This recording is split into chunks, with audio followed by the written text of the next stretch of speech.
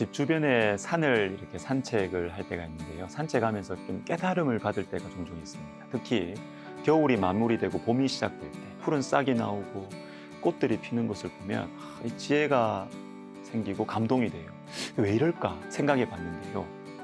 꽃들은 하나님의 말씀에 잘 순종을 해요. 생각이 복잡하고 게으르고 고집 때문에 순종하지 못하는 저와는 달리 꽃들은 순종을 잘해요. 여러분, 우리 주변에 있는 존재들을 통해서 영적인 깨달음을 얻을 수 있는 것입니다.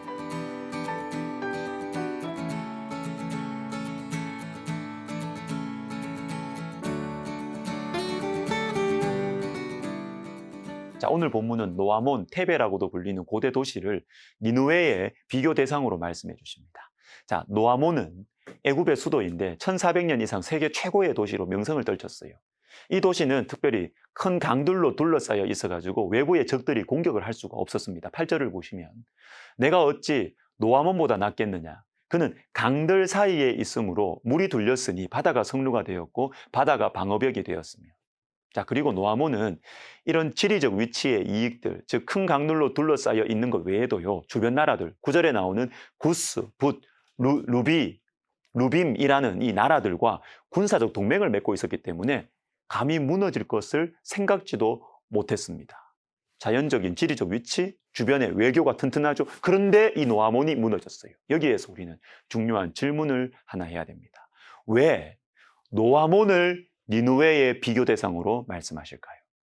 남유다의 예루살렘이나 북이스라엘의 사마리아를 내세우지 않으시고 왜 애굽의 노아몬을 말씀하실까요? 그것은 니느웨보다 강했기 때문입니다. 즉 노아몬도 무너졌는데 하물며 니느웨 너가 무너지지 않겠느냐? 자, 이 말씀을 들은 하나님 백성들은 소망을 가지게 됩니다. 우리를 괴롭히는 아수르가, 너무나 무섭고 잔인한 아수르 니느웨가, 절대로 무너지지 않을 것 같은 이 니느웨가, 그러나 아수르보다 니느웨보다 강한 노아몬도 무너졌다는 말씀이 들려오니 아수르도 무너질 것입니다. 반대로 혹시 이 말씀을 아수르 백성들, 니느웨 사람들이 듣는다면 긴장해야 되죠. 옷깃을 여미고 악행을 멈추어야 됩니다. 우리가 아무리 강해도 우리보다 더 강했던 노아몬도 무너졌다는 사실을 기억하고 겸손해질 필요가 있는 것이죠. 하나님께서는 가끔 이런 방식으로 말씀하십니다. 가장 강한 존재, 가장 악한 존재도 이러한데 하물며 너희는 어떠하겠느냐. 자, 요나서 마지막 부분, 하나님께서 오늘 본문에서 언급하시는 니느웨를 향하신 하나님의 사랑이 요나서 마지막에 나오죠. 요나의 이 더위를 가려주었던 박넝쿨을 갉아먹는 이 벌레 때문에 요나가 막 분노합니다. 주님 말씀하시죠. 네가 수고도 아니하였고 재배도 아니하였고 하룻밤에 났다가 하룻밤에 말라버린 이 박넝쿨을 아꼈거든. 하물며 이 큰 성읍 니느웨에는 좌우를 분별하지 못하는 자가 12만여 명이요 가축도 많이 있나니 내가 어찌 아끼지 아니하겠느냐 하시니라. 박넝쿨보다 니느웨 사람들이 더 귀하지 않느냐? 하물며 박넝쿨이 귀하다면 하물며 니느웨 사람들은, 여러분, 하물며의 사랑이죠. 마태복음 6장 30절도 읽어드리겠습니다. 오늘 있다가 내일 아궁이에 던져지는 들풀도 하나님이 이렇게 입히시거든 하물며 너희일까 보냐, 믿음이 작은 자들아.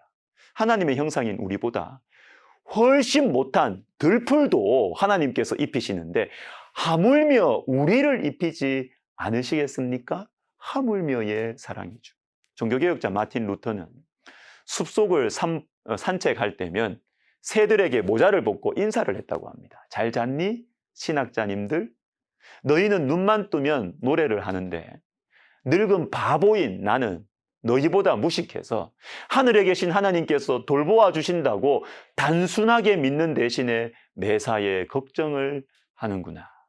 참, 우리의 모습이, 주변 자연, 들풀들, 꽃들이 우리보다 훨씬 믿음이 좋아요.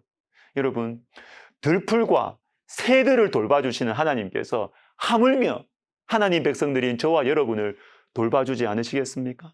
누가복음 11장에서는 이런 말씀도 하십니다. 너희가 악할지라도 좋은 것을 자식에게 줄 알거든 하물며 너희 하늘 아버지께서 구하는 자에게 성령을 주시지 않겠느냐.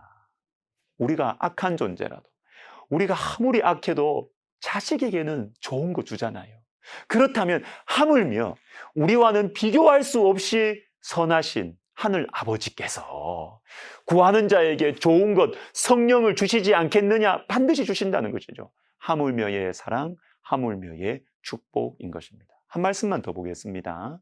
하물며의 은혜를 보여주는 대표적인 예가 있습니다. 누가복음 18장에 나오는 불의한 재판장의 비유예요. 이 비유에는 불쌍한 과부하고 불의하고 악한 재판장이 등장을 합니다. 근데 이 과부는 자기의 이 원한을 풀어달라고 이 악한 재판장에게 호소를 해요. 근데 재판장 안 들어줘요. 악하니까.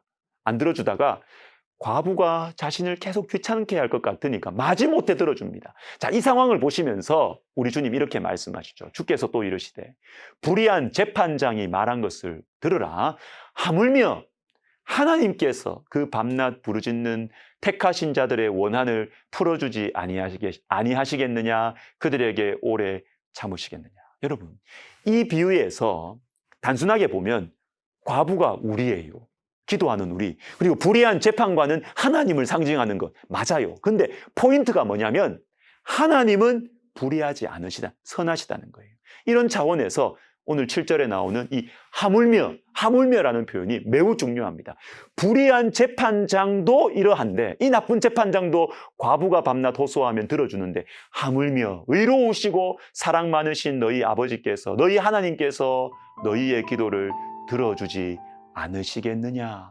그러니까 낙심하지 말고 계속 기도하라는 것입니다. 여러분, 하물며의 축복, 하물며의 이 하나님의 사랑이 저와 여러분에게 있는 것입니다. 기도하겠습니다. 하나님 아버지, 우리가 하나님의 선하심을 믿고